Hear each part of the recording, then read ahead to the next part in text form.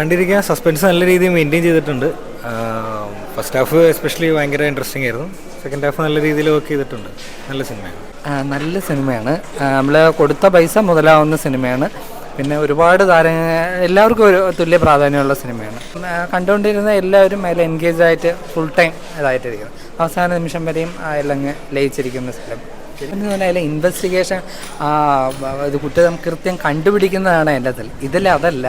ഇതിൽ ആ കൊല നടത്തുന്നതാണ് അതിലെ ഏറ്റവും ത്രില്ലിംഗ് ആയിട്ട്. എങ്ങനെ നടത്തി എന്നുള്ള എക്സിക്യൂഷൻ ഓഫ് ആ മർഡർ, അതാണ് എൻ്റെ ഒരു. തീർച്ചയായിട്ടും മുതലാവും. എന്തായാലും കൊടുക്കുന്ന പൈസയ്ക്ക് മുതലാവുന്ന സിനിമയാണ്. നല്ല മൂവിയായിരുന്നു. പെർഫോമൻസിലുള്ള മൂവിയായിരുന്നു. നല്ല സ്ക്രീൻ പ്ലേ ആയിരുന്നു. ഇഷ്ടമായി. ഇഷ്ടപ്പെടും. കണ്ടിരിക്കാനുള്ളതുണ്ട്. പിന്നെ ഈ കഴിഞ്ഞ 100 കോടി ആ ഹൈപ്പിലൊന്നും വരേണ്ട കാര്യമില്ല. പക്ഷേ പെർഫോമൻസിലുള്ള പടമാണ്. സിനിമ ഇഷ്ടപ്പെടുന്ന ആൾക്കാർക്ക് ഇഷ്ടപ്പെടുന്ന പടമാണ്. തീർച്ചയായിട്ടും ഞാൻ കൊടുത്ത 150 രൂപ മുതലാക്കി. അത്രയേ ഉള്ളൂ. പെർഫോമൻസുകളും നല്ല സൂപ്പറായിരുന്നു. ട്രെയിലർ കണ്ടിട്ടില്ല. എനിക്ക് എൻ്റെ ഫ്രണ്ടിൻ്റെ ഫ്രണ്ട് ഒരു ചേച്ചി ഉണ്ടായിരുന്നു, ശീതൾ എന്ന് പറഞ്ഞപ്പോൾ ആ ചേച്ചിന് ഇഷ്ടമുള്ളത് കൊണ്ട് കാണാൻ വന്നതാണ്. എടുത്ത് പറയാൻ നായകൻ എല്ലാം നൈസായിരുന്നു. നല്ല മൂവിയായിരുന്നു. ത്രില്ലർ അടിപ്പിക്കുന്നുണ്ട്. പക്ഷെ അതൊരു ഭീകരമായ ത്രില്ലർ. പക്ഷെ നമ്മളൊട്ടും പ്രതീക്ഷിക്കാത്ത രീതിയിൽ പോകുന്നൊരു സിനിമയാണ്. അത്രയേ ഉള്ളൂ. കോളം ചെറിയൊരു പടമാണ്. പക്ഷേ 2 മണിക്കൂർ കണ്ടിറങ്ങുമ്പോഴേ നമുക്കൊരു സംതൃപ്തി ഉണ്ടാവും. എൻ്റെ മുഖത്ത് നിങ്ങൾക്കത് കാണാമല്ല. കൂറപ്പടമാണെങ്കിൽ ഞാൻ കൂറപ്പടം എന്ന് പറയും. പക്ഷേ ക്വാളിറ്റി ഉണ്ട്. ത്രില്ലറാണ്.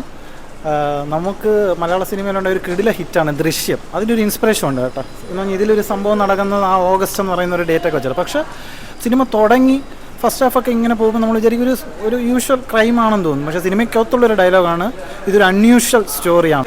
ഇതിലെ നടൻ ഇതിനു മുമ്പ് 2 സിനിമ ചെയ്തിട്ടുണ്ട്, മൈക്കും കൽബും. കൽബ് ഞാൻ കണ്ടിട്ടില്ല. ഇതിലും പുള്ളി വലിയ പെർഫോമൻസ് ഒന്നുമല്ല. പുള്ളി ഫിസിക്കലൊക്കെ കാണിക്കാൻ വേണ്ടിയാണ് ചെയ്തിരിക്കുന്നത്. പിന്നെ എക്സ്പ്രഷനൊക്കെ വരുന്ന കുറവാണ്. പക്ഷെ പടം മൊത്തത്തിൽ ഇതിൻ്റെ ഡയറക്ടറായാലും നമുക്കൊരു ക്വാളിറ്റി പടമാണ്. അതായത് BGM അതിലവർ ഉപയോഗിച്ചിരിക്കുന്ന, അതായത് നമ്മൾ ഈ ക്രൈം ത്രില്ലർ നമ്മൾ ഇരുന്ന് ഇങ്ങനെ നൂലിഴ കയറി പരിശോധിക്കും എവിടെയൊക്കെയാണ് ഇതിൻ്റെ കുറ്റം കണ്ടുപിടിക്കാൻ. അതിലവരൊരു സിനിമാപരമായിട്ട് നോക്കണമെങ്കിൽ ഒരു 80% പഴുതടച്ച മേക്കിംഗ് ആണ്. നമ്മൾ ട്രെയിലർ മാത്രം കണ്ടുവന്നിട്ട് ഈ സിനിമ തിയേറ്ററിൽ കണ്ടു കഴിഞ്ഞാൽ നിങ്ങൾക്ക് നിരാശപ്പെടേണ്ടി വരിക. കാരണം ആ ഒരു രീതിയിൽ എൻഗേജിങ് തരുന്നുണ്ട് പടം.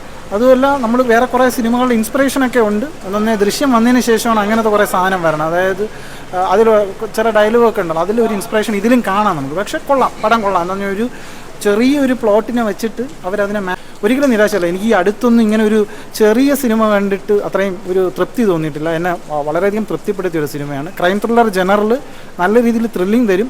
നമ്മളെപ്പോഴും പറയുന്നൊരു വാക്കാണ് ലാഗ്. അങ്ങനെ ഒരു സാധനം നിങ്ങൾക്ക് പറയാനേ തോന്നില്ല. 2 മണിക്കൂറിൽ പെട്ടെന്ന് പടം തീരും. നല്ല രീതിയിൽ അവർ ചെയ്തു വെച്ചിട്ടുണ്ട്. എന്താണ് ത്രില്ലറാണോ പടം വരുന്നത്? ത്രില്ലർ മൂവി തന്നെയാണ്.